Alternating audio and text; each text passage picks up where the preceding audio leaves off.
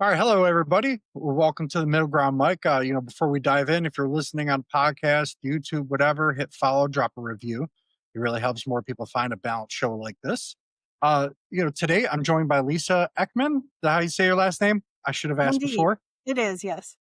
She spent 20 years as Democratic lobbyist. Before going through a major shift during COVID, and it seems like a lot of people, went through that shift. Some, I feel like, kind of like what they said in the '60s, the big switch. I feel like that kind of happened again. The big switch. She's got a great book out there, Deprogramming Democrats and Uneducating the Elite. She takes a hard look at the movement, that was once about inclusivity and turned into something much more. A good person for that as well that I've come to really like over the last 5-6 years is Bill Maher. That reminds me of Bill Maher. Still very leans that way, but he's kind of come back to common sense. Before we get started, tell us a little bit about yourself. Sure. So I was a Democratic advocate and lobbyist in Washington, D.C. for about 20 years. I was raised by two pretty liberal parents. I often joke that they were hippies who did not do drugs, so they had the 60s, you do you, I'll do me, we can agree to disagree, we want a big tent, and all about everybody's rights, everybody's freedoms. And I think I was raised with a healthy skepticism of the government and, look out for the man, don't really trust the intelligence agencies, that kind of a thing, which seemed to get eroded over time. And we can talk about that, on the left. I went to college. I got a master's in social work and I got a law degree and I went to DC and I thought, you know what, I'm going to try to make our country a better place for people with disabilities. And so I was doing disability policy advocacy for the most part. I did a lot of work on healthcare. I worked for a couple of different senators, including Ted Kennedy and Jim Jeffords, who was a Republican who left the Republican Party in 2001. I also worked at federal agencies, worked for government contractors, nonprofits, sort of got to see the entire infrastructure and ecosystem of DC from different sides. And I was a hardcore, dedicated liberal warrior. I was vote blue no matter who. I was, to the point that I made some of the assumptions that a lot of people on the left do about people on the right, that if you're voting Republican, you must be at least a little bit racist because their policies are racist, which I no longer believe. I believe that there is a difference in opinion of how to best support individuals of any race or group, and that disagreement is about policy and not about morality and not about the value of the people that you're talking about. Spent 20 years doing that. And I think I cried on election night in 2016 when Donald Trump was, or 2015, 2016, when he got elected. And I, thought the world was going to end. And it obviously didn't. But I definitely believed everything the media told me about Donald Trump. He was racist, how misogynistic he was, what an awful individual he was. And, a lot of the things they said about what he was going to do to our country and destroy our democracy. And I did air quotes there because, we are not a democracy. We are a democratic republic. But I believed in that. I believed that he was going to roll back rights for people and that it was going to be a disaster. So I, you know, continued my hardcore Democratic advocacy up until 2020. And I, will say that during the 20 years that I was in DC, I moved there in 1999 at the tail end of the Clinton administration.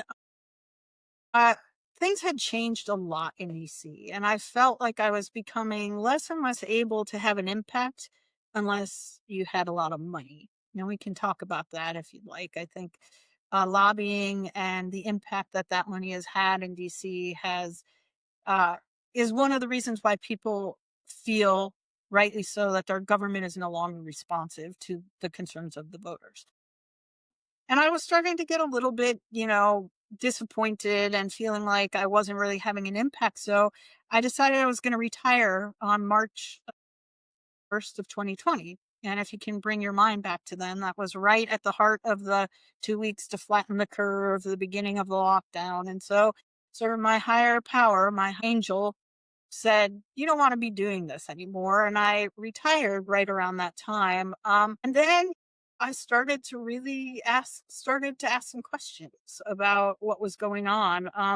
My partner, who was my boyfriend at the time, he was not, going along with the COVID measures. He, said they didn't make a lot of sense. He didn't see the science, and he and I were fighting about that. And he, like many people who are independent thinkers or in the middle or on the right, were basically saying, do your own research, prove me wrong. And he said one thing to me. I mentioned this to you before, Joe, but he said, if they'll poison our water, what won't they do? And my brain skidded to a halt and said, you know what? You're right. They do poison our water. The fluorides in the water, we're 70% water. We can't be healthy with bad water. And so it got me to start thinking again and start asking questions and really digging into, is what the media is telling me true? Is what they've said about Donald Trump true? Why is it that every media station, every news platform of the mainstream legacy media says the exact same thing? Why are they using the exact same words? Why do they switch from one story to another in lockstep? Why isn't anyone asking hard questions anymore, in the media? And I say anymore, but I should, the caveat, if they ever did, because I'd have to go really back and look at that to see if they actually were trying to hold power to account. And I woke up and I reclaimed my brain and gave myself permission to think again, ask questions again, and really decided that um, I was still a classical liberal in my heart in many ways, meaning freedom is the most important thing. Individual liberty has to be where we start. And, that's very much at odds with any sort of communalism philosophy, whether that be communism, socialism. And it doesn't mean that we don't care about our neighbors, and it doesn't mean that we don't care about our community. What it means is that if we don't have individual freedoms, then whoever's in power decides is going to matters, and our individual choices and freedom and liberty don't. And I guess if I had to distill it down, that's the basic of it: is freedom of speech is the right from which all of our other rights spring Correct. and depend. And the people who censor and the people who do not protect freedom of speech are never on the right side of history. So, and I decided I want to be on the right side of history, and that I love this country. Not that it is a fault free country, but I love this republic and the First Amendment, with all of the rights. And I like to remind people of this, joke, because people just think freedom of speech and maybe they think freedom of religion or press, but it's also where our freedom of association and our freedom of Yes. assembly come from. And all of those natural born rights that are enshrined in the First Amendment were being trampled on during COVID, which I will remind people that there is no public health exception to our Constitution. So you don't just get to suspend these fundamental freedoms because of a public health emergency, which they did without so much as a conversation about whether or not that was appropriate. And no other country has ever had a First Amendment like ours. And I wanted to write my book, Deprogramming Democrats, because I wanted to do what I felt I could to help protect our republic. Um, and I really do think that what has happened on the left is very cult like. And we can talk more about that, if that's how the conversation goes. But that's sort of my background, why I wrote the book, how I sort of woke up. And I should say I'm really happy to be here. Thank you for having the Oh conversation with no, me. I appreciate it. And How did you end up finding this podcast? online. I mean, just Okay. yeah, searching. Yeah, no, it's It's crazy. When I first started this, I did get some people that were a little bit conservative to come on. But what really kind of, if you want to say like launched it and really got the downloads to go is when I had a gentleman, his name's Dan Schaefer. And we've become really good friends. He's a state house candidate in Missouri, and he's in a heavily red district.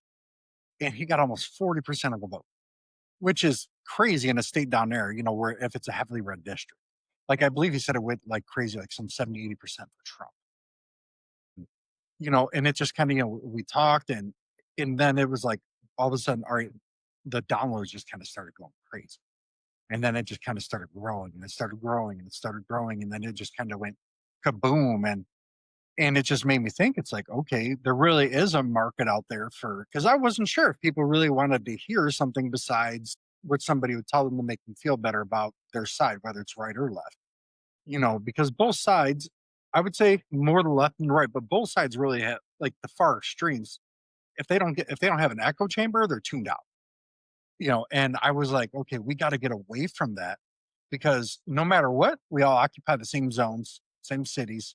We got to work on getting back to, even though if you're my neighbor and you're like quote unquote political enemy, let's have a coffee together. Let's stand at the fence line and talk about our dogs and our kids and understand that. And that's just kind of like where, things went with this. And, especially once I seen your site and when we reached out and the Deprogramming Democrats, and I'm like, man, that is it's something that we need everybody to want to do.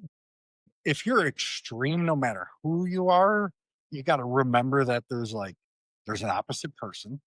They got to remember, like when people are saying, "Oh, hey, Trump wants to kill free speech," and it's like, well, you weren't saying that when Mark Zuckerberg came out and revealed the Biden administration was trying to silence conservatives and pressured regulatory retaliation if they didn't do it.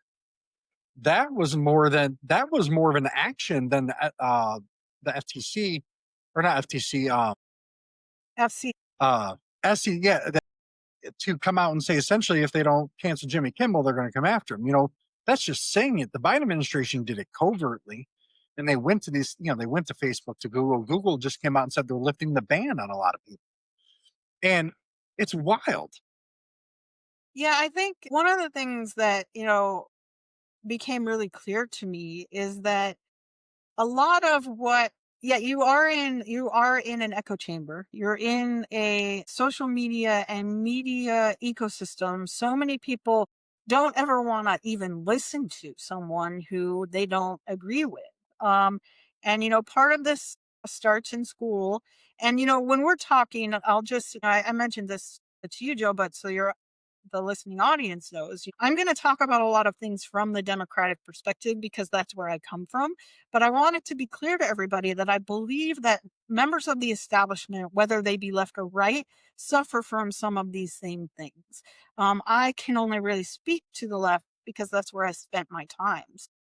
When I say this, and I think the other thing that really maybe amplifies it on the left is that you tend to see a lot more higher education among people on the left. And what I talk about in the book, indoctrination through schools, is one of the ways in which people become in this group think. And so they will only listen to someone who has a degree and credentials from the government. So you'll see this all the time on social media, two people trying to have a discussion or an argument or whatever. And the person on the left will say, well, who's your source? And then if that source is someone that doesn't have the official stamp of approval, they'll dismiss you outright without even looking at what that person has to say, the data or the evidence that they use to support their argument, or what the argument actually even is. And I call this the creation of a monopoly on knowledge that the left has instituted. And the way that it gets really reinforced is the fact that if you are on the left and you have that degree and you have that credential, now you're an expert. So you have to support that system because it's where you get your credibility from in the ecosystem in which you're, living in and working in. So, once you're sort of trapped in that ecosystem, it's really hard to penetrate and get new ideas through. And, even you can throw on top of that all of the fact checking organizations because they are all left leaning. So, you know, I will sadly and somewhat embarrassingly admit that back in the day, I used to like say, oh, well, Snopes debunked that. Well, yeah, maybe Snopes did, but you know what Snopes does is the same thing you can do and go do some research on the internet. And they don't have any, they're not particularly experts. And where do they get their funding from? And this is something that I would encourage. You know, one of the things that helped me to kind of break through the programming is follow the money and question everything. So who paid for it? You know, like we hear a lot about paid protests. Well, who paid for that protest? So why are they out there? Do they really care about this, or is it because they're getting paid to be there? Who paid for it? Who benefits from it? And where does the money go after it leaves wherever you're looking at? And so this can kind of help you kind of go, oh, well, yeah, I didn't realize that this was all just paid protesters, or I didn't realize that the government through USAID was paying for that in this other country. And maybe that's why people are talking that way. And who did the USAID money go to and where does it get back to? But at the basic level, it's starting to just ask questions again, you know, questioning the expertise and questioning those things that are sort of sacrosanct among people of your own party. And if you can't ask those questions, then you're going to be stuck in the groupthink that people have. You're only going to get confirmation bias. So you're going to look at things that are confirming what you already believe. And you are really not thinking for yourself or thinking critically. And that's kind of how, you know, if you start thinking about those things, you can kind of break through. And I think when you're talking about these things and you're talking about censorship, you know, I think people have a very short memory and people have an ability to sort of block out the fact that maybe they aren't being consistent with a position that they had in the past. And oftentimes that is because if they admit in this one instance that their party has lied to them or their party has led them astray and they have invested so much of their identity into that party, admitting that one thing will cause the entire illusion to collapse. I kind of liken it to the thread on the sweater. You know, you pull that thread and you're not expecting the entire thread, the sweater to unravel, but it does. And that was the question that my partner asked me about if they'll poison our water, what won't they do? The entire house of cards came crashing down. And, you know, sometimes it's very challenging because it's really hard in today's day and age sometimes to know what's real and what's true. Right.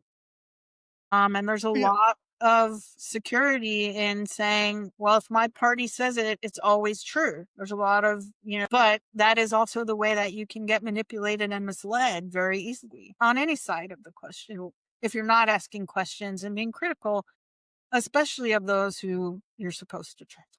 Excuse me, supposed to trust. Yeah. Speaking of that trust part, so we're like, when you talk about like the Democratic Party, Democratic movement, however you'd like to phrase it, and you did a lot of lobbyist stuff, and you worked for senators. Like, maybe give the people like a little bit of, and obviously kind of like related to your book, right? Like, what behind the scenes do people like really not know? You know what I mean? Like, what are those nuances that make a difference that maybe people don't realize? So I think this changed a lot over my time in Washington, Joe, because I feel like when I first got to Washington around the turn of the century, 99, 2000, 2001, there were a lot of really good faith conversations between people with differing views to try to come to some sort of compromise around policy. And I think that that really changed over the past 25 years. I think that as we sit here a few days away from a government shutdown, I think this is a really good example to give to you. Back when I first started, we would go through what was regular order on budget bills. So that there would be a budget that was published. And then within that budget, each of the appropriations committees would come up with, they would get a number, and then they would create a bill and they would hold hearings. And this would be a bill that, could be negotiated on, and then they'd pass the bill. And then you would pass appropriation bills. And that stopped happening completely. And now basically it all gets worked out behind the scenes without talking to people, and a few people who happen to be in the room get to have input. And who are those people? Well, oftentimes it's a lot of lobbyists, because they get the ear of the people who work on the appropriations committee. And, I want to be really careful, because I'm not trying to imply that any of these lobbyists are doing anything illegal or inappropriate, but it's the nature of the system now that, if you are a member of the House, you're, a representative in the House, you're fundraising like 3 days after you're sworn in for your next election. Yes, you are, because you have to raise money for yourself. You have to raise money for the party. You often have a PAC that you raise money for that helps other people in the party. And so it's only 2 years, so you're constantly raising money. So what does raising money actually look like? We have a lot of lunches or dinners that lobbyists pay $1,000 a plate or more to come and sit and have a meal with you. Now, there's no quid pro quo. That doesn't mean you're going to get your bill passed, you're going to get your number you want in appropriations. But what it does mean is that you now have an open line of communication with that office, and you have access that someone who didn't give $1,000 doesn't have. And if you are a lobbyist who's trying to get your, ornament on the Christmas tree, as they call it, so the omnibus bill now that they pass instead of passing separate appropriations bills has everything in it, and you want your ornament, you think it's easier to hide an ornament in one bill, or that you'd have to get it into a smaller bill where everyone's paying really attention to what goes into that bill. Well, it's a lot easier to sort of hide that ornament in the bill. That is this omnibus bill that people get, that's thousands of pages long, that the representatives get 2 or 3 days, maybe to look at. We've heard this, a number of times. Well, you're going to have to pass the bill to know what's in it, right? No one's reading the 1,000-page spending bill. They're relying on their staff to tell them what's in it, but it's a lot harder to fight against that as a voter than it would be if you were passing separate bills and oh, the nursing home industry is, I need them to get more money. They're helping my mom, or whatever you're trying to advocate for. It's hard to even know what's going to be in the bill to advocate for or against it. And this goes on every day. There are these fundraisers, and it's like they do retreats where you can pay $5,000 and go spend a weekend with a bunch of congressmen and congresswomen. And the amount of money spent on lobbying, was a breathtaking figure to me: $4.5 billion last year on lobbying at the federal level. That's still just crazy to me. That's a lot of money. It's a lot of money. And if you just think about it, I think anybody who is a voter who has voted for more than maybe 1 or 2 elections, I think, gets the sense that their vote doesn't matter the way that it used to. The accountability of their federal representatives is not the same as it used to be. And I think that they're not wrong about that. I think that this inundation of money into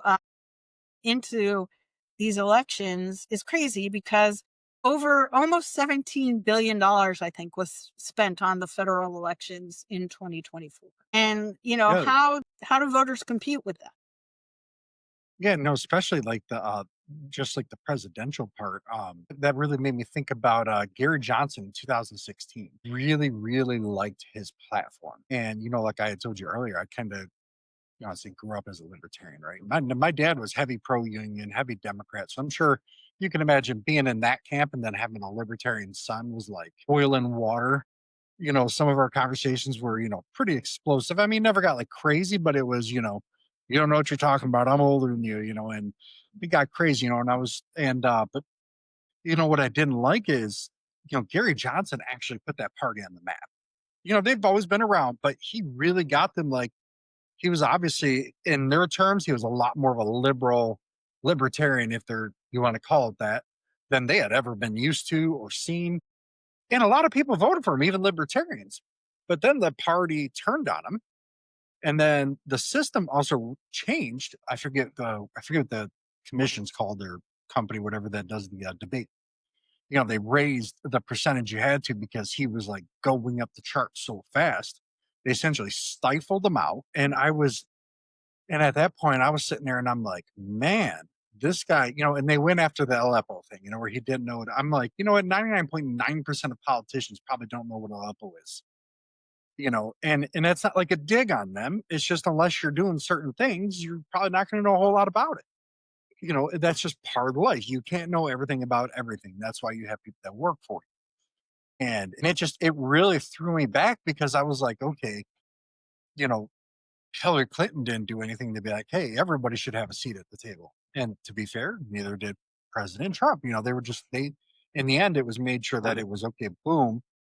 I mean, he didn't have a chance in God's green earth to ever get elected, but he had a chance to really change the tone because I think, in terms of budgets, if you could get libertarians on some budget committees, I think you might actually see the value of our money rise because they would be like, hey, we got to get out of this. Yeah, I mean, I think, um, I think what we saw in 2024 with, I think we've seen behind the curtain a little bit. I'll go back to 2016, even with what happened to Bernie Sanders in the, primary, and then what happened with the replacement of President Biden with Kamala Harris, without so much as one vote being cast for her, but we're defending democracy, right? But sorry, I get a little No, snarky you sometimes. know, you're. I seen a Joe Rogan episode with Bernie Sanders on there recently, and that Yeah, opened and my I eyes I even think more. and I think this gets back to what I was saying when I wanted to be clear that like I am not pro Republican and anti Democrat.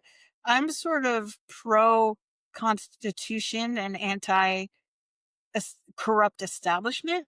And I think we've really seen how corrupted the process actually is. That, you when you and I were talking earlier, Joe, you mentioned the Robert F. Kennedy Jr. hearing where he was calling out Senator Sanders and Senator Warren over how much money they've taken from Big Pharma. And I think, there's a real growing understanding by the people of how the process has been co-opted by moneyed interests, oligarchs may be part of it. I for one, for example, might want to see some guardrails put on artificial intelligence, but how much money are tech companies spending to not have any guardrails put on, how artificial Probably spend a lot. intelligence gets a lot of money. And so it becomes, I think, it becomes challenging to figure out how we get rid of that corruption and get the power back to we the people, the voters. And, I think you and I would agree that part of doing that is taking some of the power away from the federal government and bringing it back to states and local communities as was envisioned by the Constitution, And so, by the way, in case anyone wanted to look into lobbying, there's a great website called opensecrets.org.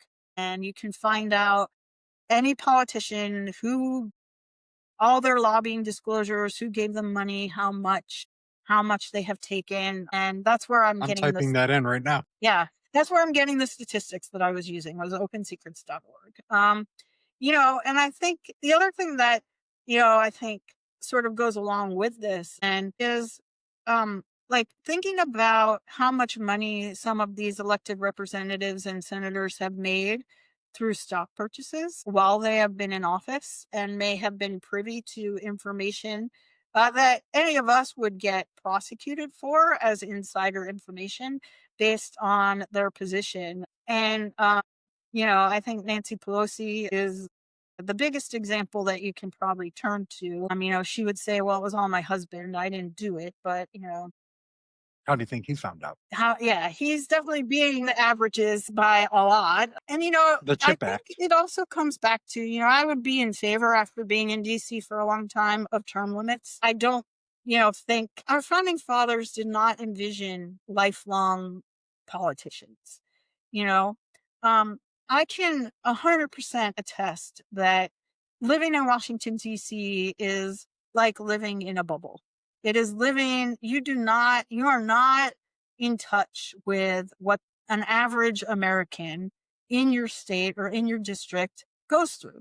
You don't know what the cost of living is like there. You don't know what their day to day concerns are. And so the longer you're in Washington, the less connected to reality you are, and the more likely you are to make decisions that don't exactly benefit the people on Main Street in your town, but may benefit the person who you had lunch with 10 times over the past 10 months because, or how you get the point. Oh, yeah. And I don't think that is because these politicians are bad people or that's what they intended to do when they came to DC. But I do think that the system has become so corrupted that it's almost impossible not to become corrupted yourself in some ways if you want to continue to be reelected and you want to get a good committee assignment and you want to potentially move up in the leadership of the party. So one day you could be the committee chairman, or chairwoman, chairperson. So I think it's very challenging in this environment for what we the people actually want to break through into Washington. And I think that that is a big reason why President Trump was such a threat and viewed as such a threat is because I'm not saying he's a perfect person. And I don't know about how his companies are doing while he's in office, and I don't know about all of that. I'm not saying he's completely immune, but he is not a product of these systems, and he is not, he is trying, I think, despite as hard as they've fought him with the lawfare and everything else, to at least get rid of some of that corruption and return some of that power back to us as Yeah, voters. and we were, yeah, and kind of like with that, we were talking a little bit earlier about the pandemic, and something that was like crazy then. So my wife works for a hospital system. I won't obviously say their name for obvious reasons, but they, my wife, it was like right before, it was kind of like when they had like, oh, we had the first case of COVID in Michigan.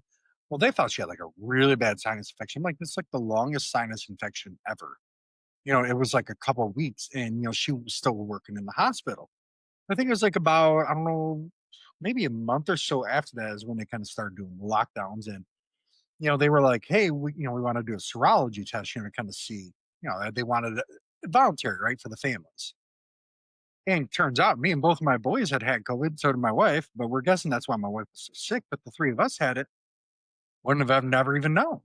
So then fast forward, okay, at the time, pretty much, you're going to couldn't keep your job or do certain things if you didn't get the shot. And at the time, I didn't really know a whole lot. And I'm going, okay, well, even at the time, President Trump thought it was a good thing to do. So I'm like, okay, well, I'll get the first two shots, and I mean that second shot, man, that really knocked me on my keister. But then when I got COVID after the shot, they were like, oh, it's supposed to make it's not so bad. No, when I got COVID after the shot, it was far worse. It was far worse. I could not get out of bed. I had like 103, 104 temperature. It'd be like 104, 2 hours later, 99. And then it would come and go. And then I started taking Paxlovid, and that made everything taste like aluminum foil. Wow. And I was like, I'm going, this doesn't seem right. And then they're telling me you need a booster every 6 months. Tell me how it's a vaccine if I got to keep taking it. And I'm not knocking, anybody who needs it. But what really killed me was, and this is where like I really like separated from, oh, hey, it's got to be a vaccine. You have to have it. Is my wife is allergic to the flu shot. Like if she gets it, she'll go into anaphylactic shock, end up in a hospital and can die. And that happened in 2014. Before that, she never had an issue. Well, because of how the COVID vaccine made pretty much similar to how the flu shot was made. That's where they used a lot of the basis off of it. So my wife couldn't have it. Well, she had a chance to get a job at a very good firm for, medical, like it was, for organs, things like that. Like it would have been a crazy pay raise and everything. And it was a remote job, 100% remote. She had never had to go to an office. But because she was allergic to the vaccine, they didn't accept, I forget what it's like, exceptions from your employer because of that. Whereas the hospital system did, she couldn't get the job. And I'm like, that's crazy. I guess I could understand if you're working around the patients and you want to mandate it. Okay, fair game. But you're working from home in your house. Like literally, even if you truly believed it, what danger are you posing sitting behind a computer screen? Yeah, and I think as we look back now, if we're having an open mind and having an open conversation, what happened during COVID, and we talked a lot about this before we started recording, does not resemble science. It is not scientific in any way. And this is a big part of what I saw happen on the left is we sort of get into scientism. And if an expert, sort of like a religion almost, if an expert tells you something, then you can't question it. And you just go along with it. And we've seen, part of what has happened, and I think that has become so divisive, is that especially people on the left have started changing what language means and expecting us just to go along with it. And you mentioned vaccine. The definition of a vaccine used to be that it gives you immunity and stops transmission. But the COVID shot, and I'm going to call it a gene therapy shot because I don't believe it is a vaccine, doesn't do that.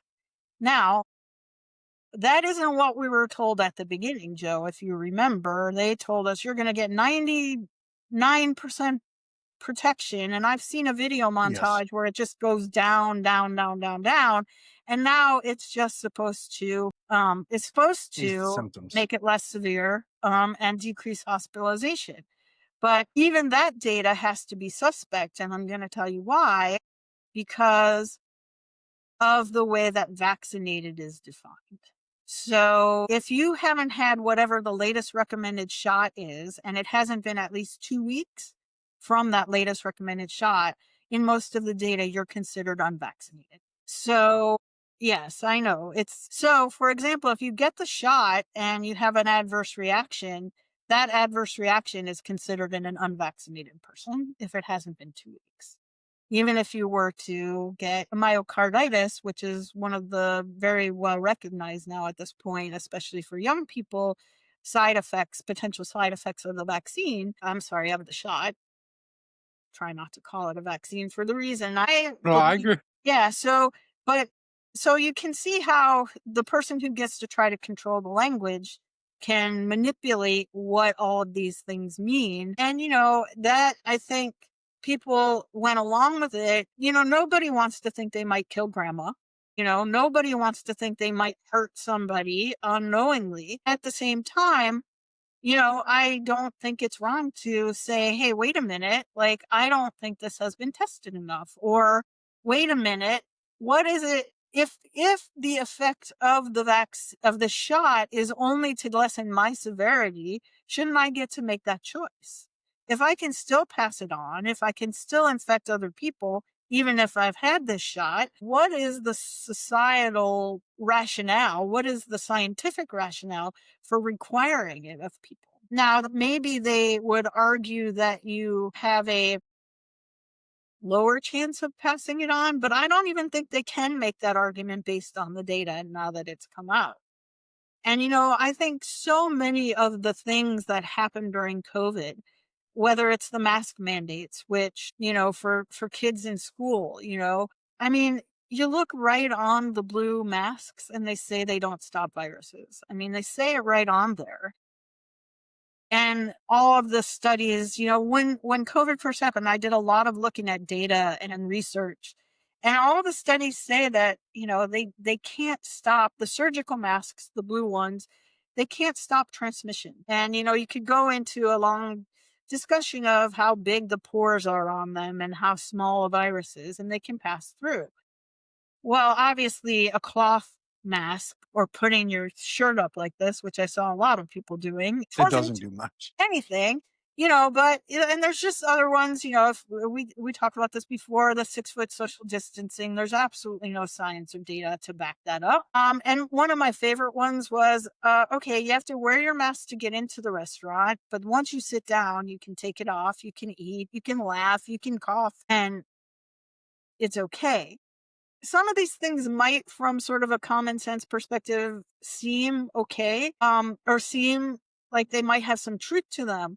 But we're either believing in the scientific method and data and evidence, or we're not. And if we are, then we shouldn't be mandating things that aren't backed up by science and data. But I think this gets at a really important point about what happened to a lot of people on the left. And that is that they became completely controlled through fear. Fear is one of the oldest control mechanisms. It's extremely effective. When you make someone afraid, what happens is it shuts down their critical thinking ability, and it goes to the reptilian part of your brain, the brainstem, the survival part, which says, I'm going to do whatever it is I have to do to survive. And now you have a government authority that you've put your faith in, and they are telling you this is what you have to do to survive. And anybody who doesn't do it is a threat to you. Okay. And that is what we saw. Sort of like, now everyone on the right, you're a grandma killer. And I think you saw the beginning of where people were like wishing death on unvaccinated people, or saying, well, if you get sick, you shouldn't get treatment because you didn't do your part, you didn't take the vaccine, and you're a threat. And all of that is based on not science, right? Now we know this. And in fact, there is some data that I have seen that shows that over time, you actually become more likely to get sick if you're Yes. exposed to COVID once you've had the vaccine, the shot. I think it's a really important point. And I think a lot of what has been done to people on the left who are brainwashed and indoctrinated into the cult, as I want to say, I was 100%, is the use of fear in so many different aspects to control people and get them to follow along with whatever narrative is being put before them.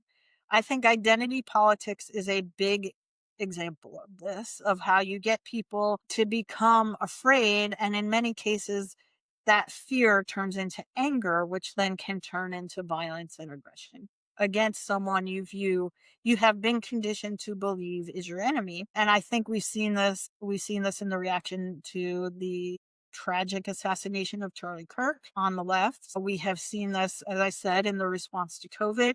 We have seen this, I think, and it's something that I think, need to have a real conversation about. And we have seen this in the gender ideology movement among trans people who have been convinced that there's a trans genocide going on, and that being violent to protect trans people is okay. And we've seen a huge increase over the past few years in the number of I want to say queer identifying, because there's some non-binary in there and all of that, mass shooters. We've seen an escalation of that. And part of that we should be asking, what studies have actually been done about the long-term use of cross-gender hormones. And I did a lot of research on this also for my book, Joe, and I can answer that question with one word: none. None. So in terms of what does being on estrogen in the long run do to a male psyche? There aren't any studies to point to that really can address that.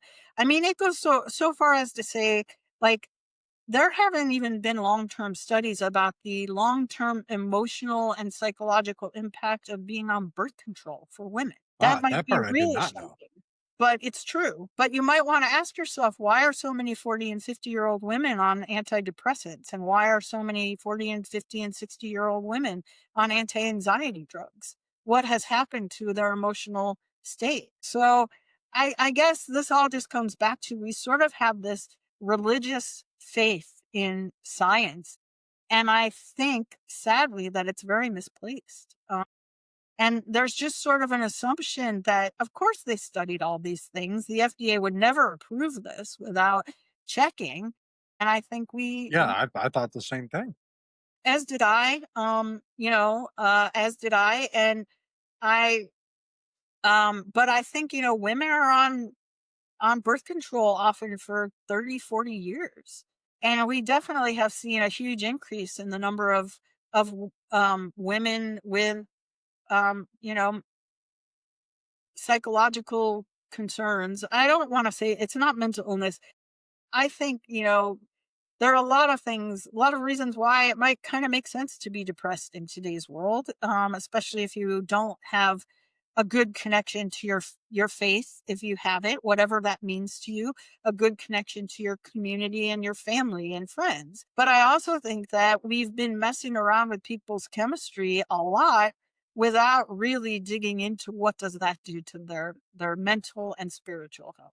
Yeah, that kind of goes, and actually in relation to your book, sorry, deprogramming Democrats and uneducating the elites.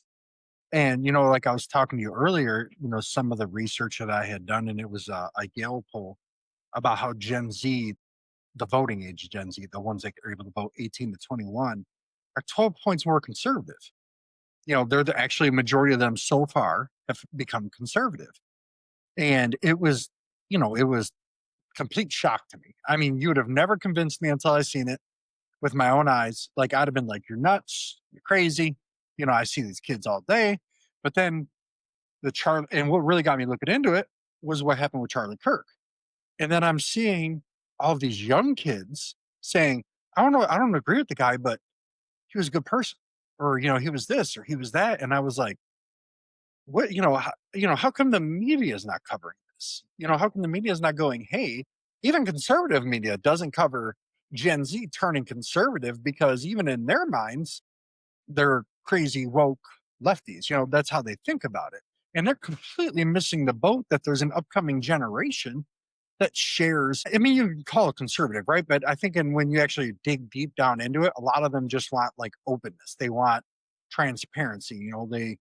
They want to know what's going on in their lives. And like in my work, I always tell people, when you train someone, you got to do more than say just do it. You got to give them the who, what, when, where, why, and why we want this outcome, and this is how you can impact it, and give them a framework and let them work within that framework, and you will get the best outcome out of that person. Most people, some people don't work good in that, but you know, and it's wild to me.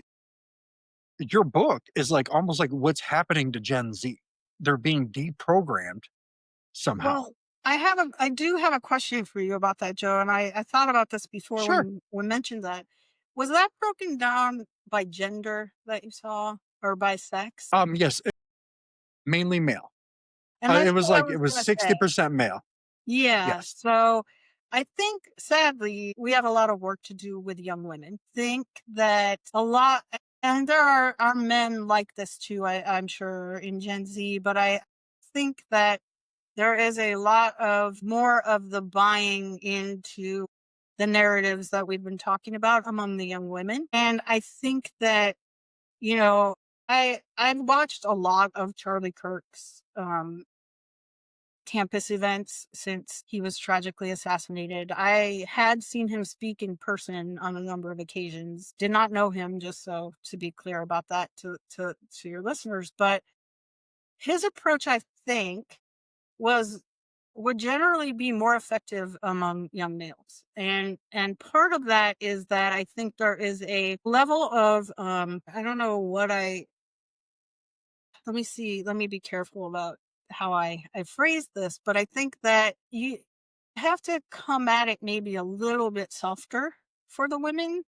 Um, and Yes. this in deprogramming Democrats, there is a chapter about how do you wake yourself up, but also how do you try to help someone that you might care about? And it's very similar in that it starts with asking questions. It's the Socratic method. However, I don't know that you will ever get through to women using the statistics in the way that Charlie really was very successful at getting through to the young men. And I encourage people, if you're trying to talk to a young woman and help her wake up, to have your question not be something that presupposes an answer or uses statistics that they might question given the source or given you being the source. And I think that, you know, these questions can help like sort of validate this young woman as that you care about them, that you care what they have to say, what they think. And it, obviously I will say Charlie was fantastic at helping get through to young people. And I'm not in any way meaning to put him down or downgrade him. And I just want to make that clear. I think yes, and this can also be another way to get through to some people that you might not be able to reach otherwise, is to say, I'm really interested to understand, which he would do, where you're coming from, but he would push back. I mean, you've seen his discussions. You said you had looked at some Oh of yeah. them. Yeah. And he would Oh push yeah. back with statistics and push back pretty hard. And I would never say lie to someone, but you can ask these questions where you're never really telling them anything, but what you're doing is forcing them to go down a path, and maybe where they get to a question they can't answer, like I couldn't answer about if they'll poison our water. And so I think that with some of these Gen Z women, and I would say Gen X all the way down to Gen Z women, that can be a really effective technique as well. And not instead of, but as well. Because often when you start having quoting statistics that they don't agree with, it shuts down the process for these young women. And I'm sure that Charlie was very successful with young women too, but I do think there are some young women who can be reached with a questioning approach, fully questioning, that may not be able to be reached with a questioning plus facts. Right. No, that's so thinking of that in relation to Charlie Kirk and those, what are like some of like the strongest reactions you've had to that book? Because I can imagine there's some folks out there that are probably like, holy cannoli. Yeah, I mean, the reactions have been really sort of mostly very positive. I know that the title is extremely sort of can be what word incendiary. It makes because the last part of the title, and by the way, just so everybody knows, you can get the book on Amazon and you can get it at Barnes and Noble, and I do have a website. But the full title is Deprogramming Democrats and Uneducating Elite: How I Escaped the Progressive Cult. And so calling it a cult does get a strong reaction from some people. But I think, you know, once you start having a conversation with me, just like I think you can tell I'm not unreasonable. I don't hate people on either side.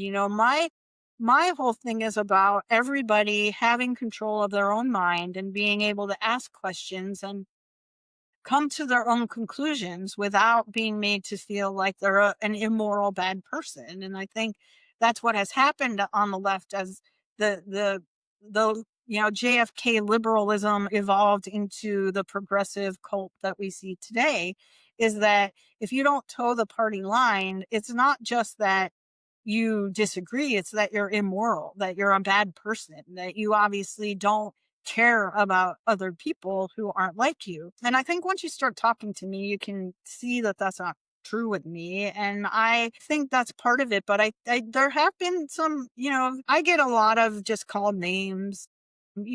That's often what will happen.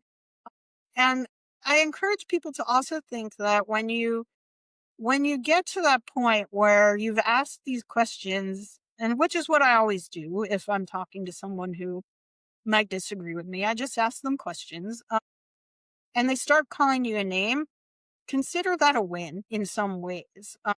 You don't think you're ever gonna, I've never had a conversation, I'll tell you, where I've been asking these questions and someone goes, oh my God, you changed my mind in the moment, but you've planted a seed in their mind. And really what I have always tried to do is just get people to think for themselves.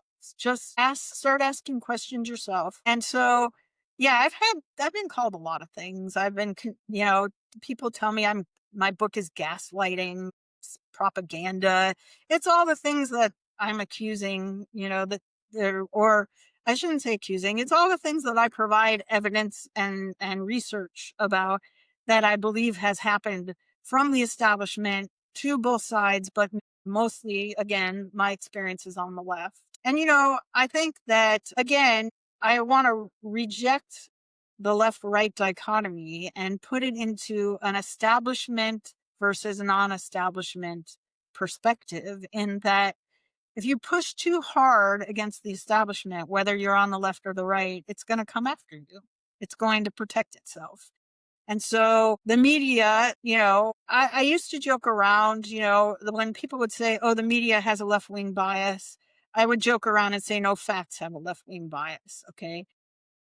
And now I don't think that's true at all. I definitely do think that when you have like way more, a higher percentage of journalists, and I'm blanking, I do have all the numbers in the book, but when 8 out of 10 journalists view themselves as Democrats, you're going to have a left wing Yeah, bias, that's it. and news is no longer just here are the facts. Like, you just go to CNN and it'll tell you, here's the top 5 takeaways from last night's speech and what you should think about them. And that's considered a news story. It used to be that would be an editorial or opinion story, but now that's news. But why don't you just tell me what all of the takeaways were, and then I can make a decision myself? So sometimes it's literally, what story do they cover and what story don't they cover? Sometimes it's, what story are they covering and how do they cover it? And then some, it's just, did they cover it and then quickly move on because they don't want you paying attention to it? Like, for example, the train derailment in East Palestine, Ohio, or the Maui fires. Whatever happened to all the people there? What happened to the kids? Why was the road closed? All those things. Within a day, we were moving up. The news cycle told us we should move on to something else. And in our high technology environment, which you and I talked about this a little bit too, that's really powerful. If every news story has moved on, your memory of it is only going to be as good as you make your memory of it. And a lot of people forget and they move on to the next story. And so the whole point being that, left or right, if this story is inconvenient to the current establishment, the media is probably going to move on from that. And I'm sure you have probably heard of Operation Mockingbird. Yes. Yeah. And I'm Yes, I sure have. most of your listeners probably have. I talk about it quite a bit in the book, but I think it's an important thing to bring up in this context, in that it's not clear to me that we've ever really had an independent media. I do think that it has gotten much worse in recent years. You can immediately see that the media is using words. They're all using the same word. For example, how quickly did January 6th become an insurrection in every platform? And then, without even thinking, hey, most of these people on the right are all armed to the teeth and none of them brought guns. Worst insurrection ever. I mean, I'm making a joke. I'm sorry. I don't mean to joke, but No, you're totally fine. you know what I mean? It's like, oh, okay, so it's an insurrection. Yeah. Well, where did that word come from? There's a video montage of all these different news stations. Hopefully I'm using the right phrase, but they're all saying it is a danger to our democracy. And it is every Sinclair news station in the country echoing that same talking point. Well, where did it come from?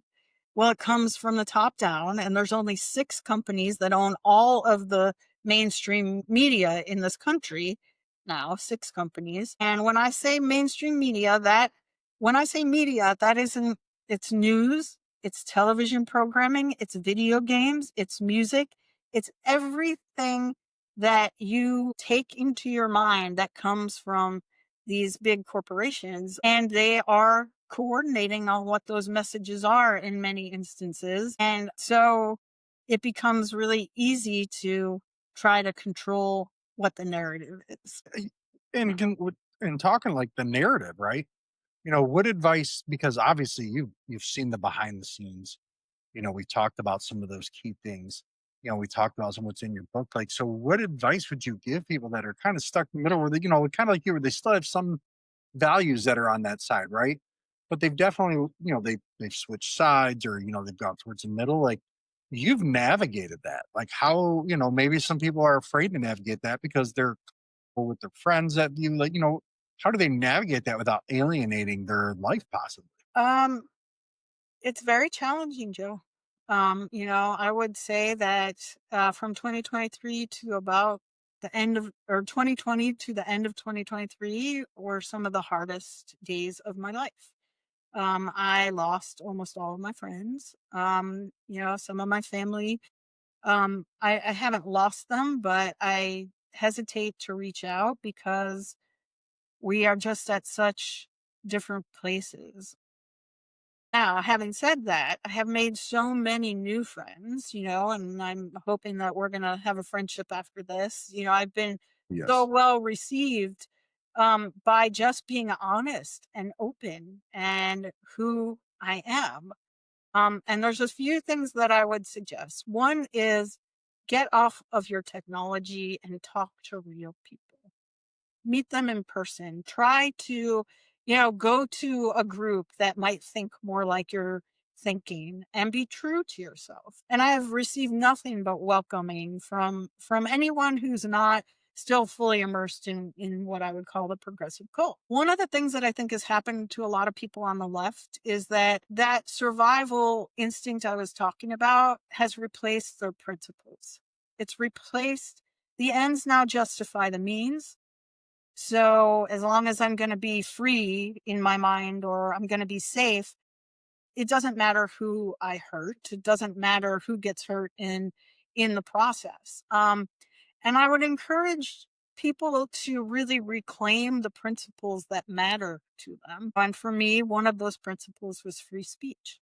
One of those that I can't compromise on. I would Right. have more respect right now for someone who says something I think is absolutely morally repugnant, but believes I have a right to say that I believe it's morally repugnant, than someone who would want to censor my speech or mandate my speech through something like forced use of pronouns or something like that.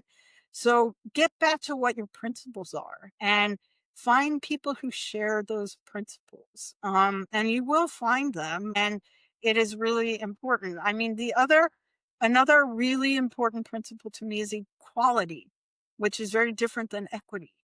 And I would put it this way: equality of opportunity, which I think we really have. We had really come a long way, and we're pretty close to having that.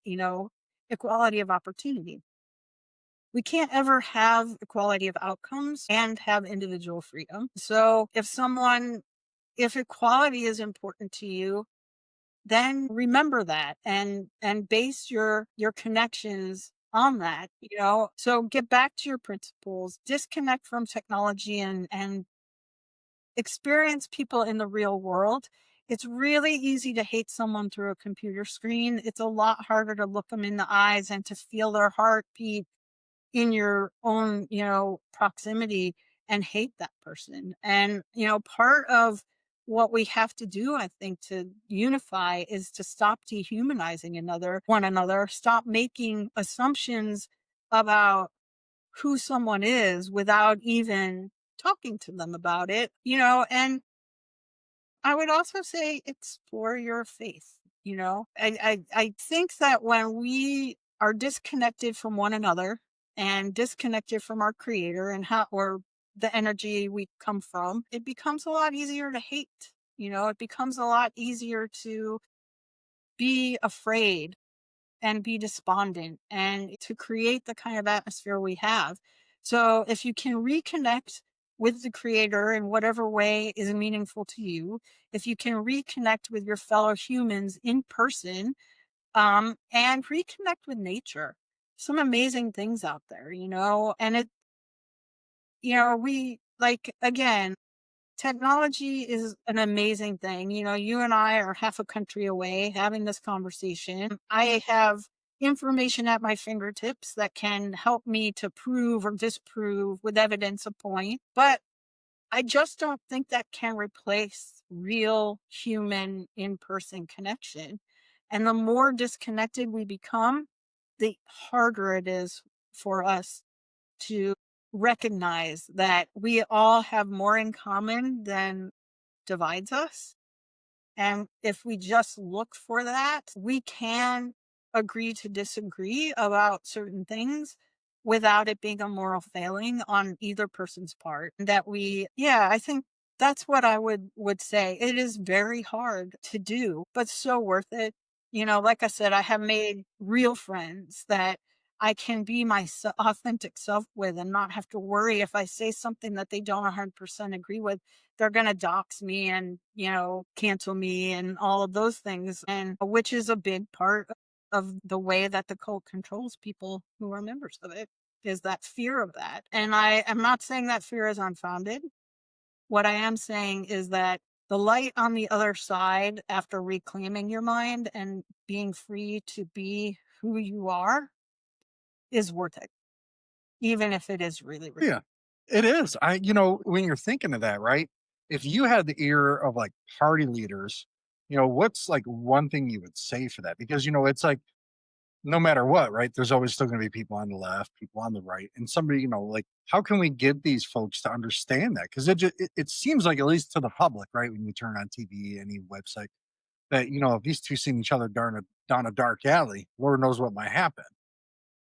So like, what can we do to get out of that?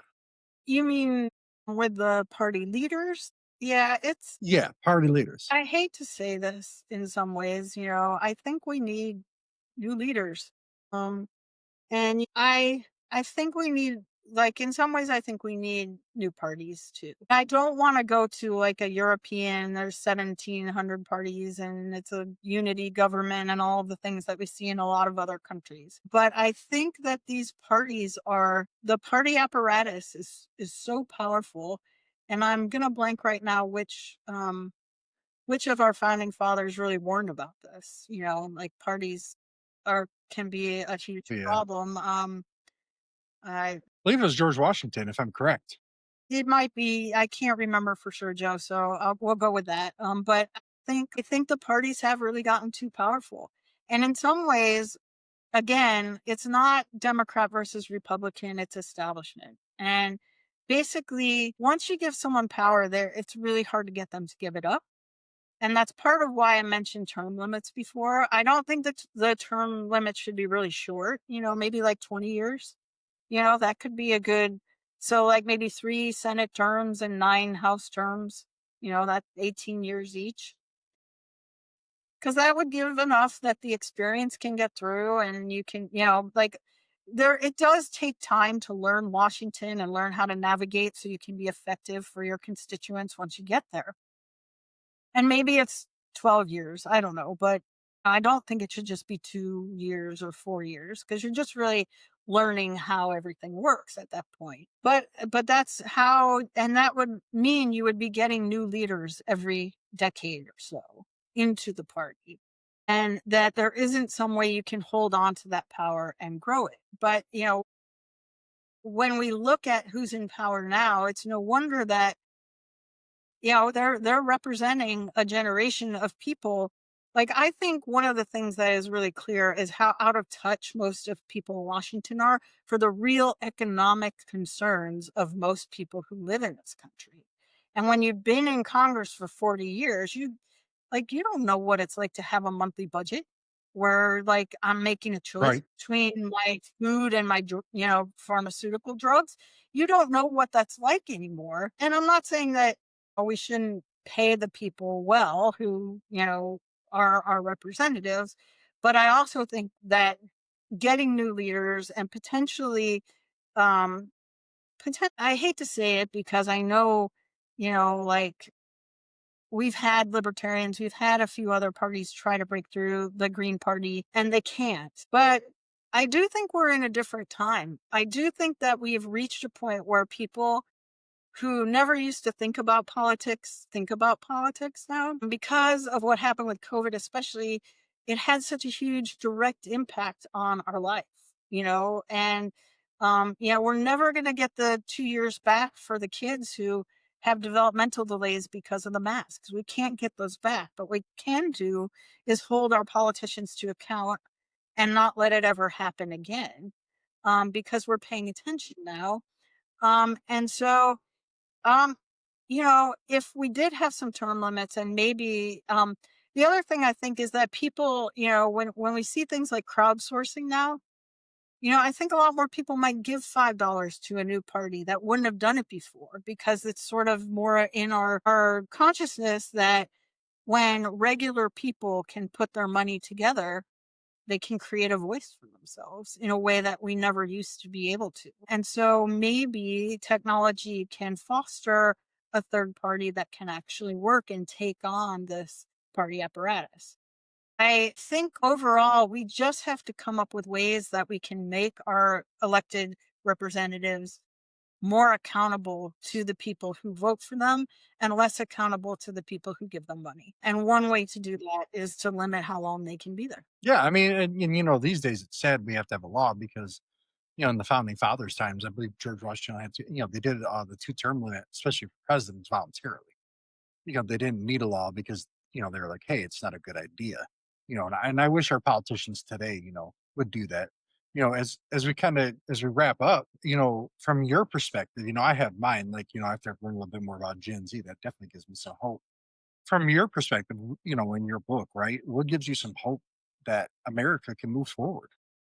Well, there are a lot of people waking up, you know, and I think if you'd have said to me, you know, I'll use the gender ideology piece as an example. If you'd have said to me like 10 years ago that we would sort of be now asking questions about whether transitioning is actually good for youth and we could have a public conversation about that, I wouldn't have thought that was true because everyone was so careful and canceled and all the, you know what I mean? Oh yeah, But that's not where we are. We're moving towards, I mean, to me, if a young person so doesn't like themselves that they feel like they need to chemically and surgically alter their body, what is going on with them? Let's have a conversation about mental health for them, about what we might be able to do to address that. If I would have said that, I might have been canceled a number of years ago, but we've moved in that direction. And more parents are standing up to school boards and saying, no males yes. in female sports, you know, and all those kind of things. So I see people being willing to speak up and take a stand. I see lots of people waking up. And I think, you know, the reaction to the Charlie Kirk assassination on the left woke a lot of people on the left up and they said, I am no longer ever voting Democrat again because I don't care who you are. I don't care how much I disagree with you. I'm not going to wish death on you. I am not going to celebrate that we now have two fatherless children and a widow. And so these are things that give me hope. You know, and I think my own story should give people a lot of hope because if I could wake up, Most definitely. anybody can.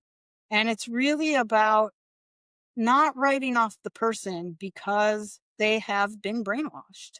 It is about the fact that people can recover their minds from the brainwashing and programming. And at a basic level, as long as we continue to respect each other as human beings and look for that commonality, I think we can have a bright future.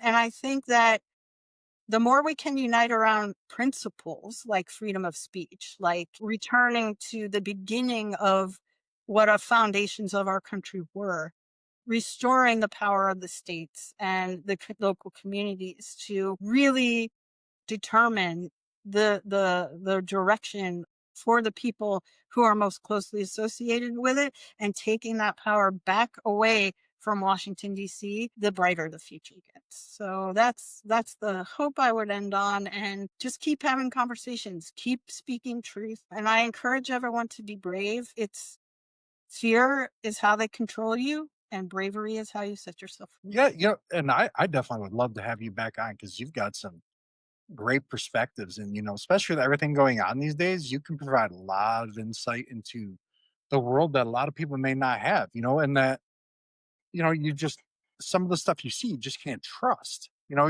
when you look at it, you're just like, should I trust this? Should I not? Is this real? Is this not real? And sometimes, you know, not even necessarily like, you know, it's just more of like that perspective that gives them the direction to go in.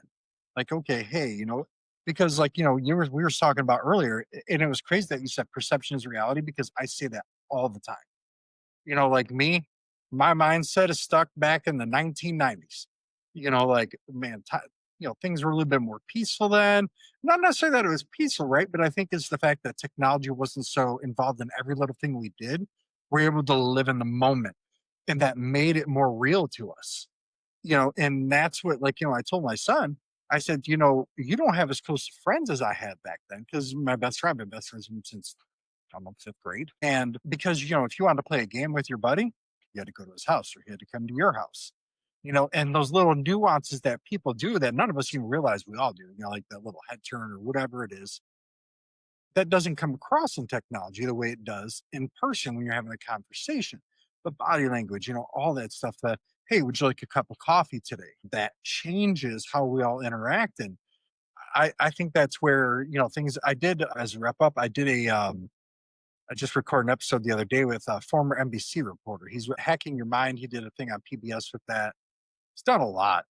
And he said, most of the big tech titans that have all these products, they don't let their kids use them until they get to a certain age. Whereas us, the general public, we put it in our kids' hands 2, 3, 4 years old. And if you look at, we always think, well, they're rich, that's why their kids don't have these problems. No, the big thing that they do is they say, you're 8 years old, you don't need Facebook. You're 8 years old, you don't need this. And then they find other things. And I thought that was, and he's worked with a lot of the big tech companies, and he's done a lot of that. And it was really telling, and I was very surprised by that. I mean, like, obviously I figured, to a degree, but I guess I just didn't realize it was to the scale that it was where they would limit their kids from all these products that they tell you to put in your kids' hands.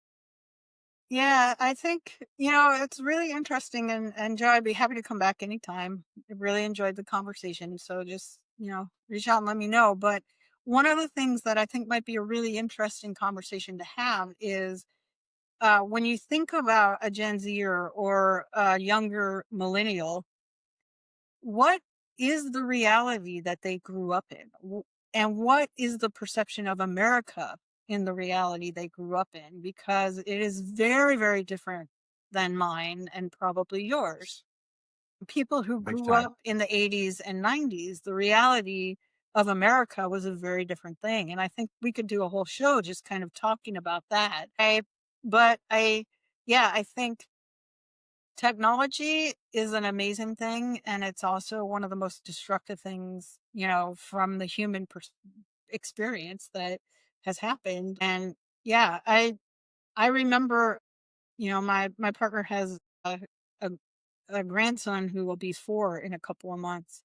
And at his first birthday party, people had bought him tablets. And we had bought him books. We bought books. And I was like, I just can't wrap I grew up with no technology. I talk to young people sometimes and they laugh because I was like, yeah, we didn't have call waiting. Okay. Like you got a busy signal and you had to call back. We didn't even have an answering machine. There was no microwave. So there's been huge changes, and that has a big impact on the perception of the world. And so I think you're right. But it's great that And people, yeah, go ahead. oh yeah, no, before we like close, I work with a lot of people, and one of the big things I always say to like my boss is I say, I I don't hate technology, I like it, right? But we do a lot of training on a tablet now. And when I was coming up through the process, one of when I before I got a promotion, the things God had it had 18 modules. And you had to actually open it up. You had to go out into the areas. You had to like, okay, how does this work? How does this do this? And what it did is it made you engage it to remember it. Whereas technology, and you don't engage it the same way. And it's not calling kids now stupid. What I think it is it disconnects them from that. And then when they have to deal with certain situations, they're not equipped because they didn't have to go out there and they didn't have to touch it. They didn't have to feel it. Human beings, we have nerves. So we work on touch, feel, smell, vision, and that stuff is not there. And I told them, I said, I learned a lot because I had to open up a manual and that manual would be like, hey, go to this piece of equipment, pull this part off, get me this number. What does this number do? You put it in there and then the next page tells you what the number does. And it made you think differently. And when I see a lot of kids today, You say, "Hey, can you sweep them out?" They look and go, "Why?" And you're just like sitting there and you're going, "Why are you even asking that question?" And they just kind of go, and then you're just looking at you not with anger, you're just looking at pure confusion on both sides. And I think that's because they don't have to get their hands on. Yeah, just to add to that really quickly, the other thing I think that happens is if you ask a kid a question, they reach for the phone, their minds don't create content anymore. They just look to get fed content. And so I think that works in tandem with what you were talking about. It's like, well, if they had been online and they would have explained, well, you have to sweep the floor because it's dirty or whatever, but their brain Yeah. isn't going to just think it through without it having been fed to them. And um, I think that's a big challenge. Oftentimes my partner and I will, Jamie, he will be like, "Hey, what year did so and so happen?" And he's like, "Don't pick that phone up. Try to think of it before you do." Just to try to make sure we're continuing to exercise the pathways in the brain that would recall something like that. So Yeah. Because if you don't use them, they go dormant. they do. And then, because I don't think they don't tell people a lot that using those pathways is what really, I forget how that creates more neurons or whatever it was that so your brain keeps firing more and more and more and you get more cognitive reasoning. So when you sit there and you just watch TikTok video after TikTok video, not a lot going on in the neurons in the brain. Yeah, So no, that was part of why I said put the technology down and go outside and reconnect with nature and take a walk with a friend and all of that. And I think the future can be very bright. We make choices every day. I think it is. Yeah. And I think Gen Z is going to be a little bit just the more I learn about it. I don't know what they'll end up being, but I think they're not getting enough credit for their openness as I'm learning. Right, definitely a little bit more among males than women. Pastor Jackson had talked about in his thing that back in the day it used to be mom that dragged dad to church. Well, now it's the man that wants to go to church more than the woman. So he's like, that's a big shift in our society. And he said, but to a degree, it's kind of I want to say mending fences to a degree. I think that's where he's trying to get at with it. But, Lisa, I really appreciate you coming on. Thanks for tuning in, everybody here. Lisa's, gosh, by far the biggest wealth of information I've had in a long time.